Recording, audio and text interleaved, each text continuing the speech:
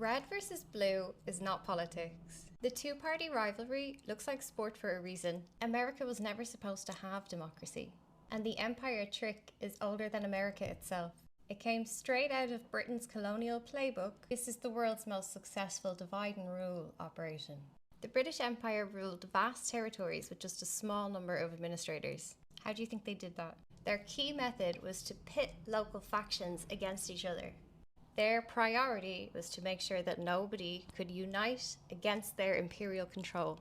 In Ireland, they encouraged this sectarian division between Protestants and Catholics. In India, they encouraged caste and religious divisions, creating separate political identities for Muslims and Hindus. In Britain itself, the Whigs and the Tories evolved into these entrenched political identities in the 18th century. And electoral competition was framed as you picking which aristocratic fraction is on your side. And they would go into Parliament to battle for you.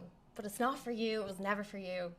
This is political theatre, and it exists to channel your anger into safe political rivalries.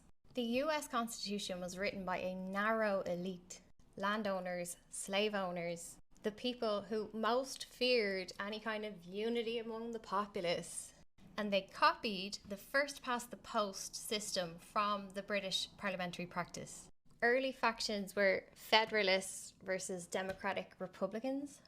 Over time, election law, media reinforcement, and these patronage donor networks cement this binary structure in the minds of Americans.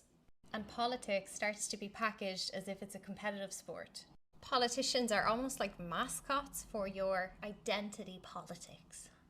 You now have campaign rallies with songs and colours and spectacle. By the early 20th century, partisan loyalty had become a primary civic identity, which reduced politics to us versus them, our team versus the other team. In the US now, much of public debate culture is framed like a competitive sport. A healthy democracy sees debate as collective problem solving.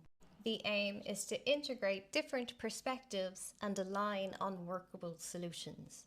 Because Americans approach politics with the mindset that it is a fight they need to win, rather than problems we all need to solve, the basic function of politics is now collapsing. When you see compromise as betrayal, cooperation as weakness, and winning the argument as more important than governing effectively, governance becomes performative, not functional.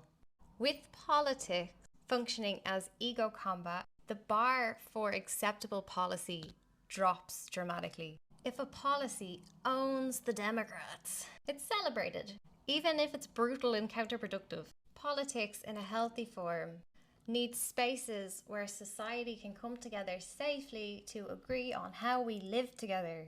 In America, that space is almost gone, and there's no shared reality left. The public sphere is saturated with propaganda loops. They're trying to mobilize you, get you angry and worried about politics, but you have no control over politics. The politics are decided behind closed doors by elite consensus. What you're arguing about is theatre, but you keep fighting while the donors make decisions.